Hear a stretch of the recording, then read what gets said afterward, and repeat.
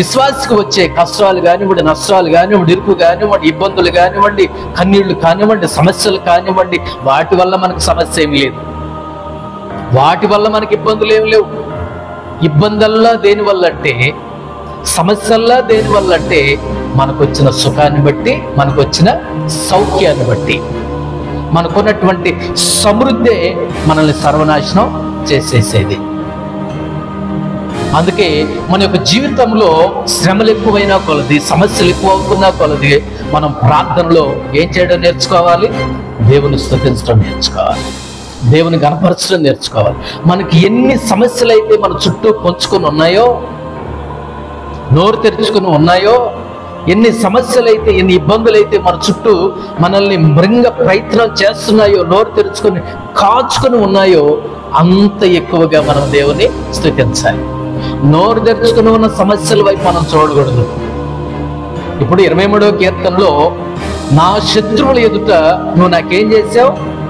భోజనాన్ని సిద్ధం చేసావు. ఇప్పుడు నేను శత్రువుల వైపు చూడకూడదు, నక్కల వైపు చూడకూడదు, గుంట నక్కల వైపు చూడకూడదు, పులుల వైపు చూడకూడదు, సింహాల వైపు చూడకూడదు.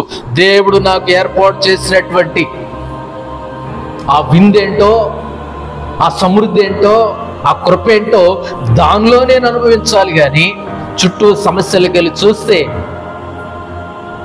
మనం ముందుకి సాగలేం.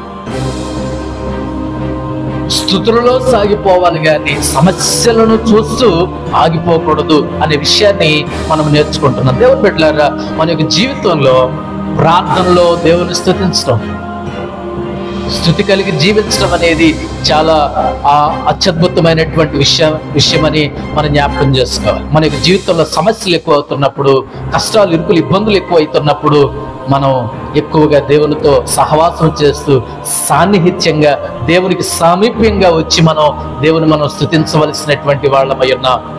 దేవుని మనం గణపరచవలసినటువంటి వాళ్ళమై ఉన్నాం.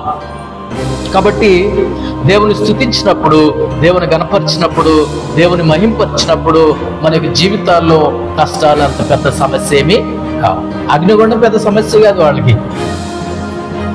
దానియేలు గారికి సింహాలు కూడా పెద్ద సమస్య ఏమీ కాదు. పౌలు శీలకి చెరసాల పెద్ద సమస్య ఏమీ కాదు. దేవుని స్తుతిస్తే, దేవుని గణపరిస్తే, దేవుని మహింపరిస్తే మన సమస్యలే కావు, మన ఇబ్బందులే కావు, మన యొక్క శ్రమలే కావు. దేవుడు వాటిని నాట్యముగా మారుస్తాడు. దేవుడు వాటిని నాట్యముగా మారుస్తాడు.